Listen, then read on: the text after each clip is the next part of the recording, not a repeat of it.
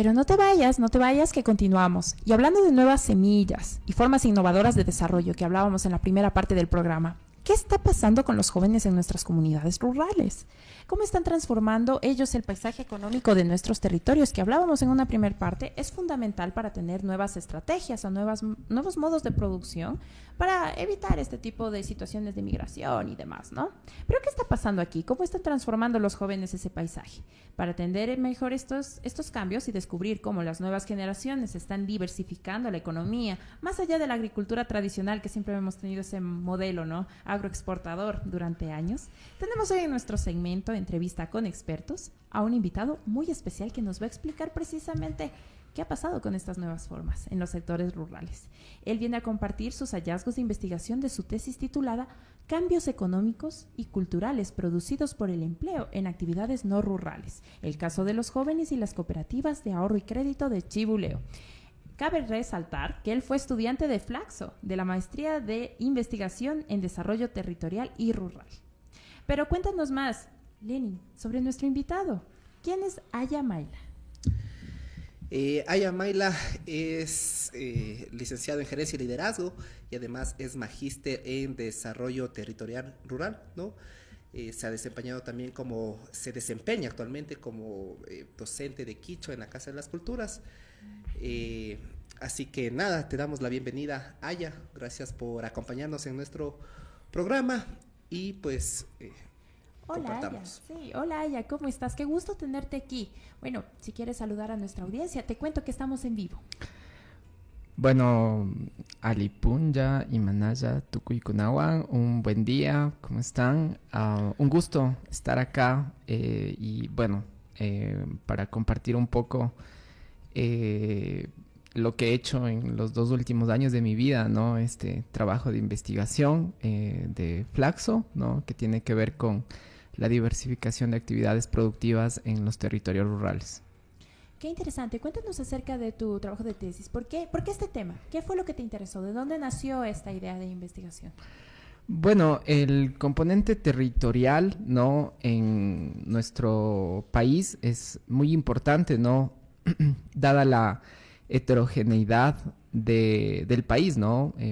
Ecuador es un país de diferentes sociedades y pues los territorios, ¿no? Pues van generando como sus procesos, ¿no? Económicos, culturales, sociales, en función, ¿no? de determinadas dinámicas, ¿no? Y bueno, ¿no? En particular, pues mi tema se enfoca, ¿no? En esta diversificación de actividades productivas, más allá de la cuestión agropecuaria, ¿no? Claro, uno de los grandes problemas que tiene nuestro país es que pues las políticas en el campo, ¿no? En la ruralidad, con los campesinos, con la cuestión agraria o pecuaria, ¿no? Históricamente pues han generado pobreza, ¿no? Esto sigue pasando. Y pues los territorios dinámicos, ¿no? Pues han logrado justamente combatir, por ejemplo, este fenómeno de la migración, ¿no? Diversificando sus actividades, ¿no? Ya sea, por ejemplo, turismo, artesanía, ¿no? Y en particular, pues mi tema de investigación tiene que ver con las cooperativas de ahorro y crédito, ¿no? En la ruralidad y en particular en Chibuleo, ¿no? En Tungurahua, en Ambato. Centro. ¿Qué nos dice Lenin? Sí, la verdad que es bastante interesante el tema que has propuesto en tu tesis, ¿no? Desde abordarlo desde el campo de la economía, habíamos revisado que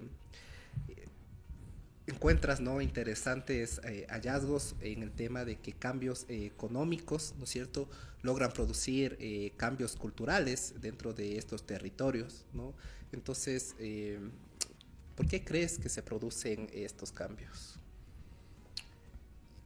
Bueno, en realidad, un poco comentaba, ¿no? Que la problemática, ¿no? de la cuestión agropecuaria en el país hace, ¿no? Que las poblaciones pues traten de buscar mejores ingresos, ¿no?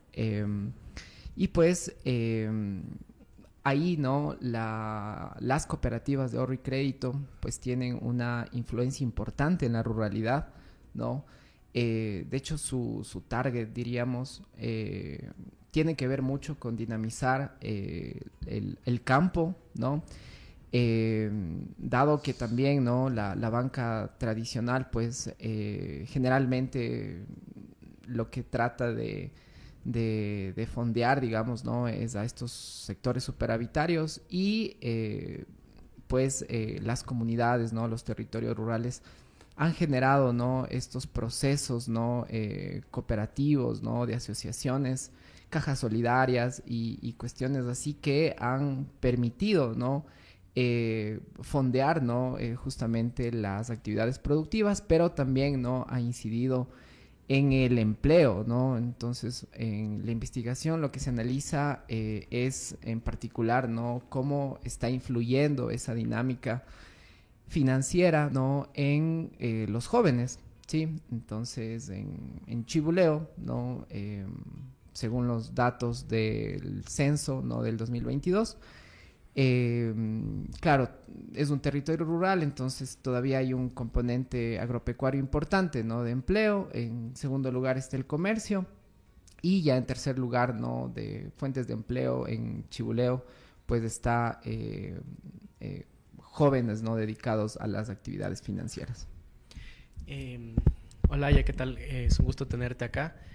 Quería preguntarte cuál es el rol que cumplen específicamente las cooperativas de ahorro y crédito, sobre todo para generar oportunidades para que la gente de estas zonas precisamente pueda, digamos, no quedarse, digamos, con empleos que quizás no son muy rentables en el mediano o largo plazo, sino pasar a empleos que sí les representan cierta rentabilidad que les permita precisamente tener condiciones de vida, digamos, estables o seguras. Sí, bueno, justamente se sabe, ¿no? Que los territorios rurales pues diversifican como sus actividades. Ahora, claro, digamos que no hay evidencia empírica, ¿no? Y eso un poco hace la tesis, ¿no? Mostrar como esa evidencia de cómo son sus ingresos, ¿no? Cómo son sus patrones de consumo, cómo es también, por ejemplo, cuestiones culturales, ¿no? Como el quichua, como la seguridad social y bueno, algunas otras variables, ¿no? Que pues ahí en la tesis se demuestra justamente ese proceso de transformación, ¿no? Entonces, por ahí, digamos que es importante, por ejemplo, con cuestiones de políticas públicas, ¿no? Que haya esa evidencia para fomentar, ¿no? Y bueno, encaminar un poquito estas dinámicas favorables, diríamos, ¿no? Que van incidiendo en que los jóvenes, ¿no? Pues puedan tener, ¿no? Por ejemplo, mayores niveles de educación, ¿no? Mantenerse también en los territorios rurales. Y bueno, pero claro, ¿no? También es por determinadas condiciones estructurales, diríamos, ¿no? De la dinámica que genera Tungurahua, ¿no? Una ciudad intermedia, ¿no? Que genera enlaces entre campo y ciudad importantes. Entonces, por ahí el empleo, ¿no? De las cooperativas, pues efectivamente, ¿no? Va generando mejores condiciones y pues se ha convertido, ¿no? En algo, digamos, en general, digamos, en particular en territorios quichuas, ¿no? Pues hay mucha gente, ¿no? Jóvenes principalmente que se están dedicando a estas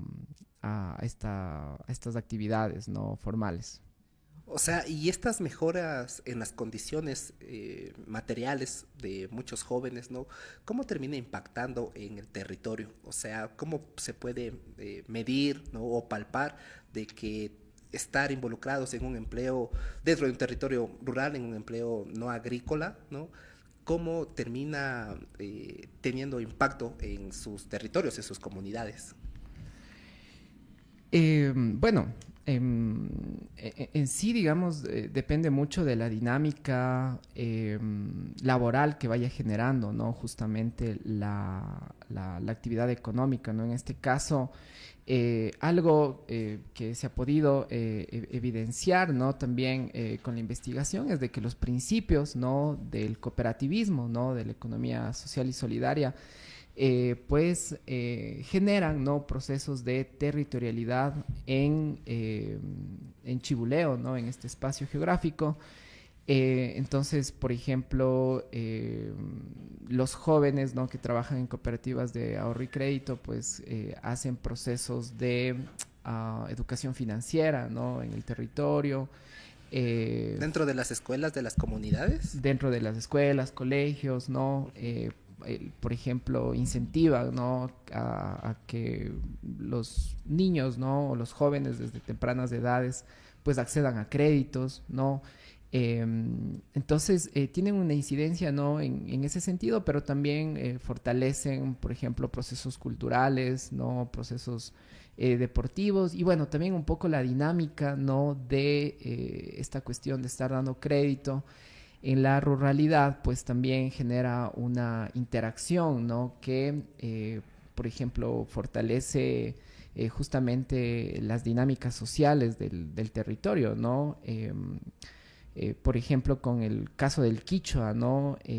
Quizás hay espacios laborales en el que el quichua no es quizás muy pertinente, pero con la cuestión de las cooperativas, claro, las personas, ¿no? Que están dando crédito, pues están generando como esos intercambios, ¿no? Con agricultores, ¿no? Con personas que se dedican al comercio, ¿no? Y de ahí, digamos, en esos contextos es como son poblaciones quichuas, pues el quichua también se dinamiza, ¿no? Se desarrolla en esos espacios. O sea, encontraste que a la final tomaste el quichua como una variable cultural para revisar si es que el tipo de empleo que están teniendo los jóvenes tiene más impacto en conservar, en utilizar su lengua, ¿no? O sea, nos has dicho que las principales actividades de trabajo es el trabajo agrícola como tal, ¿no? El comercio y el tema de los jóvenes que trabajan en las cooperativas, ¿no?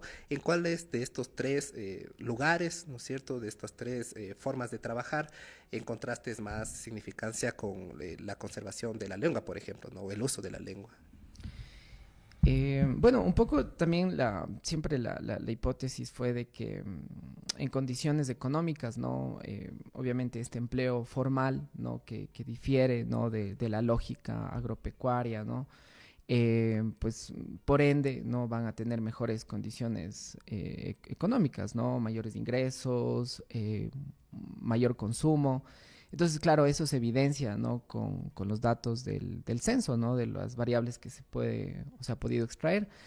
Pero claro, también en una cuestión social, ¿no? O sociocultural, se pensaba de que no había mayores diferencias, ¿no? Y era un poco por esta lógica, ¿no? De la economía social y un poco lo que plantea el tema del cooperativismo. Entonces, claro, ¿no? Por ejemplo, con la cuestión del quichua o por ejemplo también con la cuestión del sexo, se ve, ¿no? Ahí en los datos de que, por ejemplo, jóvenes, ¿no? Que trabajan en cooperativas de ahorro y crédito, están hablando más quichua, ¿no? O un poco más, ¿no? En comparación, ¿no? A los jóvenes que están dedicados al trabajo agropecuario, que uno a priori pensaría que en el trabajo agropecuario se habla más, digamos, ¿no? Y un poco la evidencia termina diciendo que un poco el tema financiero, ¿no? De cooperativas financieras, pues ha podido dinamizar el quichua, ¿no? Por ejemplo, con cuestiones de trabajo en cuestiones de género, ¿no? Hay una paridad ahí muy importante. De hecho, en las cooperativas de ahorro y crédito, incluso las mujeres no tienen un porcentaje más en comparación a los hombres, ¿no?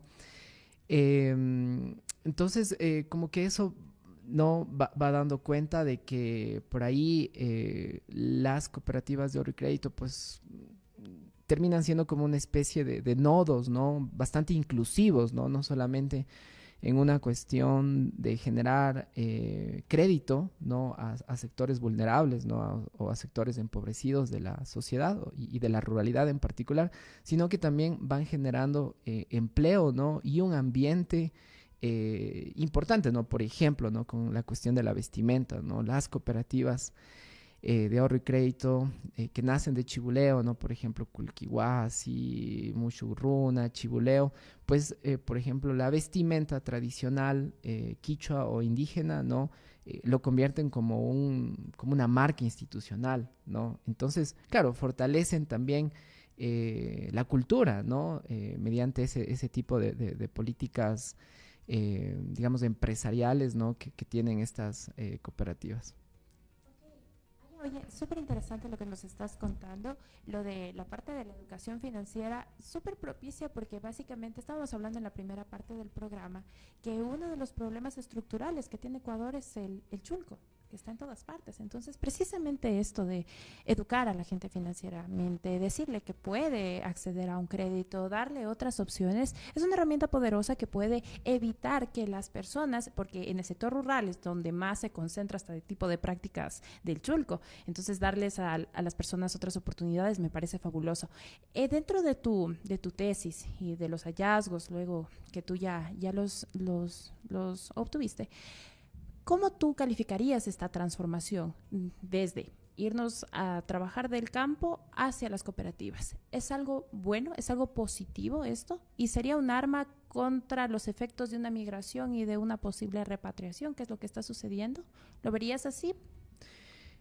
Sí, bueno, un poco con lo que les he comentado, ¿no? En este caso, ¿no? En Chibuleo, pues ahí la evidencia, ¿no? Va dando cuenta de que las cooperativas, la influencia de las cooperativas de ahorro y crédito, en particular indígenas, ¿no? Y de este territorio, pues han generado una dinámica favorable, ¿no? Han dado fuentes de empleo, ¿no? Están dando fuentes de empleo.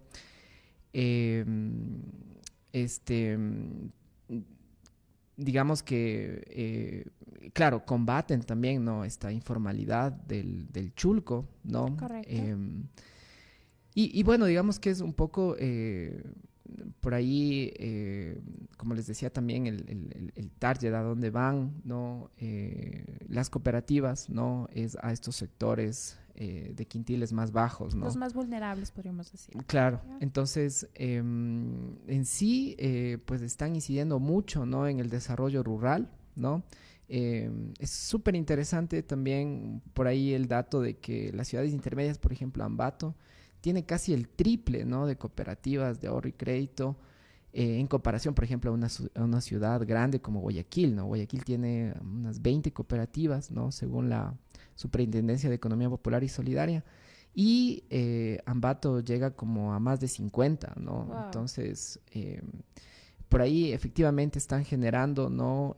Procesos significativos, digamos, ¿no? De desarrollo, no solamente a nivel económico, sino también social, ¿no? A partir también un poco de los principios, ¿no? Y de las lógicas que propone la economía popular y solidaria, ¿no? Y, digamos, el tema del cooperativismo. Entonces, sí, en comparación, digamos, a otros territorios en donde como que las dinámicas económicas son súper empobrecedoras, ¿no? Por ejemplo, con cuestiones de agroindustrias, ¿no? O, por ejemplo, territorios que están excluidos también, ¿no? De dinámicas económicas. En este caso, ¿no? Pues las cooperativas se han convertido en un nodo, ¿no? De interrelación favorable, ¿no? En términos económicos y también en términos sociales. No obstante, claro, ¿no? También por ahí hay muchos desafíos porque, claro, también por ahí las cooperativas no pueden dar empleo, digamos, a toda la población, ¿no? A todos los jóvenes, ¿no? Entonces, obviamente, ¿no? Se necesitan también otras opciones. Otras opciones, ajá, efectivamente. Diversificar, ¿no? No sé, hacer cuestiones de turismo o cuestiones de agricultura mismo, ¿no? De cuestiones agropecuarias, pero que haya, ¿no? Ese tipo de políticas para que la población de esos territorios ¿no? Una de las cuestiones importantes es de que se mantenga, ¿no? Entonces en Chibuleo se ve, ¿no?, que en los datos de la migración de 2010, ¿no?, del penúltimo censo, y en comparación al censo del 2022, la población se mantiene constante, o sea, no hay migración, ¿no? Entonces la población de Chibuleo, ¿no?, digamos que uno en Quito casi que es muy raro ver a un chibuleo, ¿no?, a un quichua chibuleo, ¿no? Se siguen manteniendo en su territorio, se siguen manteniendo en Ambato, ¿no? Están generando ahí un proceso de desarrollo eh, particular, ¿no?, positivo, y pues digamos que eso es bueno, ¿no?, para los territorios rurales que casi generalmente no tienen como dinámicas expoliadoras, diríamos, ¿no? Oye, súper interesante. Próximamente Lenin va a hacer una evaluación de impacto para ver si definitivamente fue esto de las cooperativas de ahorro y crédito lo que ayudó a que no haya tanta migración en estos espacios. Sería una buena idea de investigación en economía. Toma Claro que nota. sí, con asesoría de Valeria y David. Claro, claro que sí. Si mi amigo aquí hace informes de empleo joven, aplausitos por ahí, muy bien. Claro, y hay un reto ahí en las cooperativas también, porque justamente, por ejemplo, en estos territorios hay una fuerte presencia de la agricultura, ¿no? Y de algunos emprendimientos en torno a eso. Y las cooperativas, algunas cooperativas siguen todavía la lógica de ser un banco. Y, por ejemplo, prestan un determinado monto a estos emprendimientos y cobran mensualmente las cuotas que tienen que pagar las personas que se han endeudado. Sin embargo, la lógica de estos emprendimientos muchas veces es distinta. Por ejemplo, en agricultura hay, digamos, cultivos que son de 3, 6 meses para poder ver recién una rentabilidad. Entonces ahí hay un reto súper grande, pero creo que se ha ido como, digamos, adecuando al contexto en el que viven estas comunidades, y que de alguna forma eso es lo que estás encontrando en tus resultados.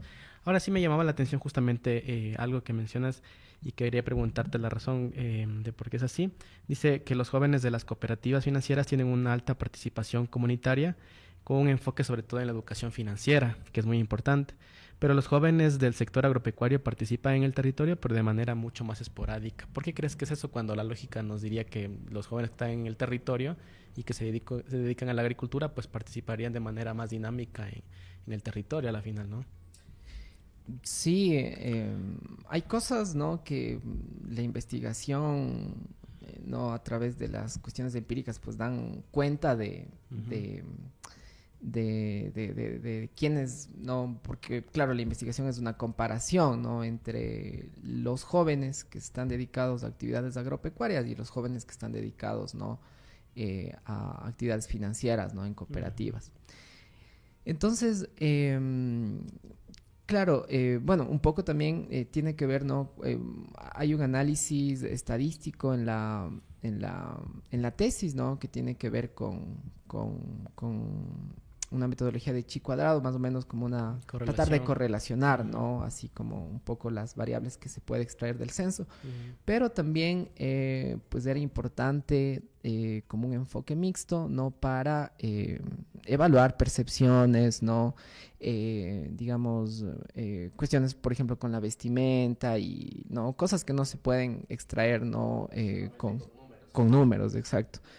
Entonces, sí, una de las cuestiones, ¿no?, como es, ¿no?, justamente una maestría de desarrollo territorial rural, ¿no?, era ver este componente territorial, ¿no? Entonces, claro, ahí, ¿no?, en las entrevistas semiestructuradas, pues los jóvenes pues comentaban, ¿no? No, pues yo me dedico en la comunidad, no sé, por ejemplo, las personas agropecuarias, ¿no?, principalmente como al deporte, hacer un poco de fútbol y así, ¿no? Pero no generaban una participación más allá, o sea, por ejemplo, no se involucraban mucho en actividades de organización, ¿no?, comunitaria, o actividades culturales y así, ¿no? En cambio, la gente de las cooperativas, ¿no?, también, ¿no? Hay un tema, ¿no?, de las cooperativas de ahorro y crédito, que tienen que hacer como este balance social. Entonces tienen que hacer determinadas cosas, ¿no?, en los territorios, ¿no?, un poco para dar cuenta, ¿no?, de ese balance social, ¿no?, que están generando. Entonces, por ejemplo, la educación financiera era una de las cosas que todos los jóvenes iban como a dar clases, ¿no?, de educación financiera ahí en en las escuelas, en los colegios. También se involucraban en cuestiones organizativas, culturales, ¿no? Eventos y cosas así, ¿no? O sea, digamos que también ahí un poco lo que pretenderían las cooperativas es marcar como una marca, ¿no? Ahí en el territorio de que, bueno, tal cooperativa está haciendo tal cuestión, tal cooperativa ha hecho tal cosa y así, ¿no? Entonces generaban, ¿no? Justamente una participación en el territorio más dinámica, digamos, ¿no? Que las personas que se encuentran en la cuestión agropecuaria, ¿no? En los trabajos agropecuarios. Uh-huh. Bueno, hay bastante interesante, ¿no? Sobre todo nuestro programa que está enfocado en lo económico, pero con esta investigación da cuenta mucho, ¿no? De que lo cultural y lo económico no están separados, ¿no es cierto? Cambios económicos pueden producir cambios culturales. En ese sentido, ¿cuáles serían tus recomendaciones, ¿no? Para algún funcionario público que esté encargado de administrar, de ejecutar, ¿no? De planificar este tipo de políticas dentro de territorios rurales, ¿no? Para fortalecer, si bien es cierto, pueden haber algunos temas adversos dentro de todo este crecimiento del cooperativismo, pero sin duda han habido también, me parece que han existido más oportunidades, ¿no? Y en ese sentido, ¿cuáles serían tus recomendaciones para seguir fortaleciendo este tipo de dinámicas? Ya, bueno, como decía David, también por ahí hay una especie de desinstitucionalización, ¿no? Del tema, ¿no? De la economía popular y solidaria. Y es verdad, ¿no? Que muchas cooperativas siguen una lógica bancaria, ¿no? Y pues justamente por eso la economía popular y solidaria es como un tercer sector, ¿no? De la economía que trata de generar, ¿no? Por ejemplo, mucha dinámica territorial, ¿no? Es como una de las bases en las que se fundan, por ejemplo, muchas cooperativas y también las cooperativas de ahorro y crédito. Han crecido mucho, ¿no? Pero en los últimos años, ¿no? Se habla como que el 40% de la población ecuatoriana, ¿no? De alguna manera está asociada a alguna cooperativa de ahorro y crédito, ¿no? Que es algo muy importante en términos de activos, también es como muy grande el crecimiento que han tenido, pero sí es importante, ¿no? Como decía David, por ejemplo, claro, hay actividades económicas que no son como las formales, digamos que tienes un trabajo y que mes a mes vas a pagar y tales, ¿no? O sea, no sé, por ejemplo, algunas cuestiones agropecuarias mismo que tienes como 3 meses, ¿no? Así como para tener tus ingresos y cuestiones así. Entonces sí deben adaptarse más en esa línea, ¿no? Y no convertirse en bancos, digamos, ¿no? Que no es por donde va. Y de ahí también la cuestión territorial, sí es importante generar una visión dinámica, ¿no? De la cuestión rural, ¿no? Por ejemplo, digamos que desde un sentido común se piensa que todo es así agropecuario, ¿no? Todo es agricultura en la ruralidad, pero eso no es así. Entonces, claro, un poco, digamos, la maestría de Flaxo, ¿no? Lo que te pretende dar cuenta es cómo entender el territorio, ¿no? O sea, ahora se habla, ¿no? Uno dice, voy al territorio y es como ir a lo rural, pero en sí entender el territorio, ¿no? Implica, ¿no? Generar como una visión dinámica, ¿no? De la cuestión estructural, digamos, que tiene que ver con cuestiones económicas, pero también cómo está la cuestión cultural, ¿no? Cómo está la cuestión social, cómo está ese tejido, ¿no? Y así, pues, digamos que se puede justamente dar cuenta, ¿no? De esa heterogeneidad, como yo decía al principio, ¿no? De los territorios y justamente hacer políticas, ¿no? Que se encaminen justamente a buscar, ¿no? El desarrollo, digamos, o en última instancia combatir la pobreza, ¿no? Que es lo que aqueja principalmente a la ruralidad, ¿no? de Ecuador. Máximo que deberían tener todos los políticos, ¿no? Buscar de alguna forma en estos países reducir la pobreza, y qué bueno que haya investigaciones que respalden aquellas y den luz a aquellas formas que podemos adoptar para poder hacer frente a estos problemas estructurales que tenemos los países de América Latina y que los tiene también, obviamente, Ecuador. Bueno, yo me quedo con la reflexión que acabo de decir, que bueno que hay este tipo de investigaciones que nos ayudan a entender primero que la economía va de la mano con la cultura, Y también que sí hay nuevas formas y sí hay horizontes que nos van a permitir salir de lo tradicional, de ese modelo, como yo decía en un inicio, ¿no? El modelo agroexportador, que tenemos nuevas visiones y, oye, te soy muy sincera, yo pensaba que este tipo de transición había como una pérdida cultural, pero me quedé totalmente pasmada cuando me dices, no, sabes que en este nuevo escenario se habla más quichua, se sigue manteniendo la vestimenta y demás. Entonces, que se acaben esos tabús que dicen que se va a perder identidad. No, se está ganando una nueva forma de hacer economía, de hacer sociedad, y eso no quiere decir que vayamos perdiendo identidad. Con eso me quedo. ¿Qué otra conclusión nos pueden dar? Sí, precisamente es súper importante el tema que menciona Aya. Yo me quedo precisamente con este empoderamiento que de alguna forma realizan las cooperativas, ¿no? Y sobre todo en este sector donde fue realizada la investigación, porque, digamos, a través de instrumentos como los solicitados por la superintendencia, como el balance social, les obligan a estas instituciones que realicen temas, por ejemplo, de educación financiera y que estén adecuadas al contexto en el que las van a realizar. Entonces, eso es súper importante para el desarrollo de las comunidades, no solamente en el ámbito académico, sino en el ámbito económico, sino también en el ámbito social, cultural, y sobre todo para el progreso de cada una de las familias. Entonces, me quedo con eso, es súper importante, y agradecerte, Aya, por tu presencia. Bueno, sí, mi reflexión final, ¿no? Sería que me parece lo más importante que exista una movilidad de los recursos que se generan en las cooperativas hacia los territorios y que esto permita dar mejores condiciones de vida a las personas que habitan, ¿no?, en estos territorios. Nos has dicho que los jóvenes pues logran acceder a mejores niveles de educación, ¿no?, y de alguna manera logran aportar a la conservación de fiestas, ¿no?, de deportes, ¿no es cierto?, de tradiciones, y pues nada, a no dejarnos sesgar. Muchas veces se insiste mucho en que firmar acuerdos de libre comercio para exportar más materias primas, para exportar más brócoli, para exportar más frutilla, nos va a sacar del subdesarrollo, cuando en realidad, ¿no?, nos damos cuenta que con estas investigaciones, ¿no?, termina teniendo más impacto el hecho de que esté más diversificada las formas de trabajar, y pues en esta tesis nos deja bastante claro que el tema del cooperativismo ha tenido bastante incidencia en la mejora económica. Eso, Mashi, Aya, Yupaychani, Shamushkamanta, Caiman, ¿no? Y hacer hasta una nueva oportunidad. Muchas gracias a todos.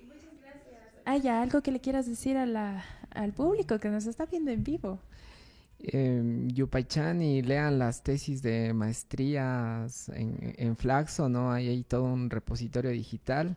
Por ahí ya mismo de salir esta investigación, que son como unas 100 hojas ahí, pero bueno, ¿no? Ahí digamos que es importante, ¿no? Justamente investigar nuestros territorios, nuestros contextos, ¿no? Dado que en consecuencia, ¿no?, podremos generar mejores dinámicas, ¿no?, mejores condiciones para combatir, ¿no?, como decíamos en última instancia, la pobreza. Eso nada más, Yupaychani, y bueno, hasta la próxima. Gracias, Aya. Muchas gracias a todos los que nos acompañaron en esta primera entrega en vivo. Más relajados, si se pudo, si se pudo. Y así llegamos al final de nuestro programa de hoy. Esperamos que hayan encontrado útiles las explicaciones y discusiones que tuvimos. Recuerden que la comprensión de fenómenos económicos puede simplificarse y estar siempre al alcance de todos. Nos vemos la próxima en una nueva entrega de Economía con Manzanas. Chau, chau.